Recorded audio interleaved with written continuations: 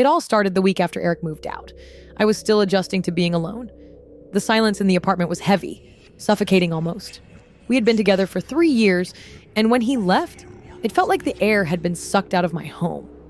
I'd catch myself glancing at the couch, half expecting him to be there with his laptop, or hearing the soft hum of his voice from the kitchen.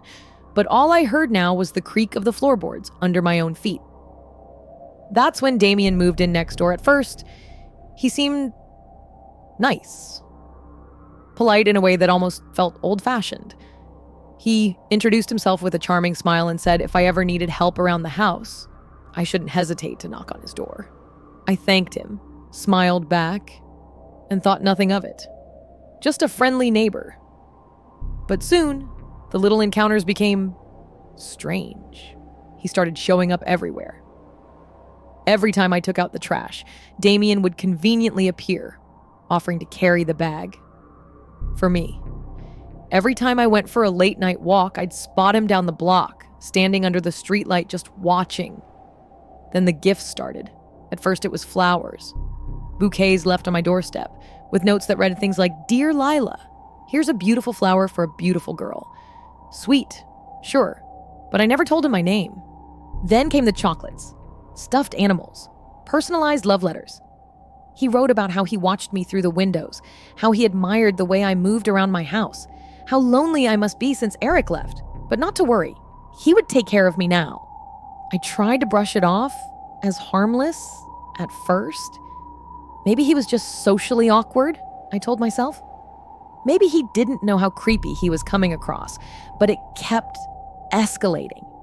He started knocking on my door late at night, leaving notes taped to my windows when I wouldn't answer. One night, I found a box on my porch. Inside was a necklace with a small charm in the shape of a heart and strands of my hair tied into a little bow around it. I called the cops the next morning. They listened as I told them everything. The gifts, the letters, the strange behavior, but all they did was chuckle and say, "So, he's being nice to you? You should be flattered."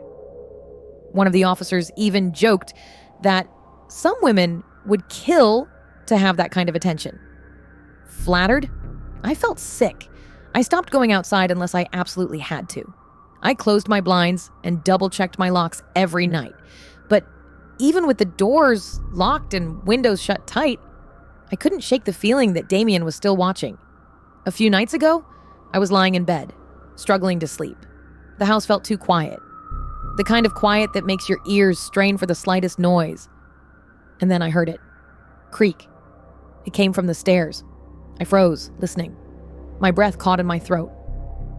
I wanted to believe it was just the house settling, or maybe my imagination playing tricks on me. But then it came again. Creak. And again. Closer this time. When I was scared before, Eric was always there. He'd check every noise, every shadow. But now, I was alone. I squeezed my eyes shut, telling myself it wasn't real. I was just tired. My mind was playing games with me. Sleep, Lila, I told myself. Just sleep. I don't know how long I lay there before I drifted off. But when I opened my eyes again, the room was dimly lit by the soft glow of my bedside lamp. And Damien was standing at the foot of my bed. His eyes were wide, gleaming with excitement, and his lips curled into that same charming smile I had once thought was innocent.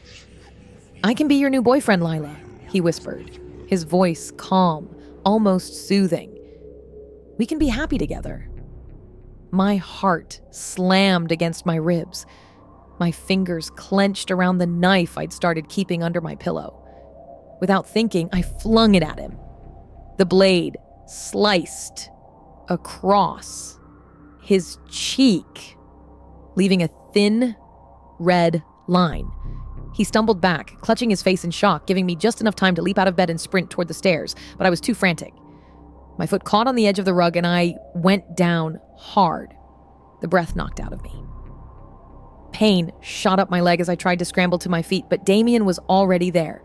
His shadow loomed over me, his breath warm against the back of my neck. "Lila," he cooed, crouching down beside me. "You don't have to run.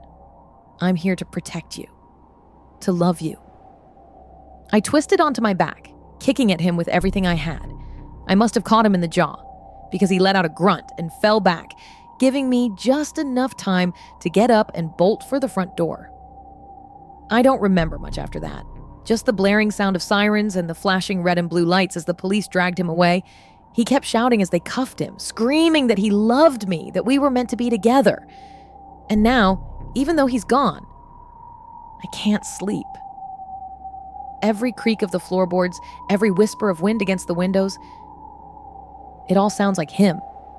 Like he's still here, watching, waiting for the right moment to come back. And deep down, I know he will. Because monsters like Damien don't just disappear. They wait. And they always come back.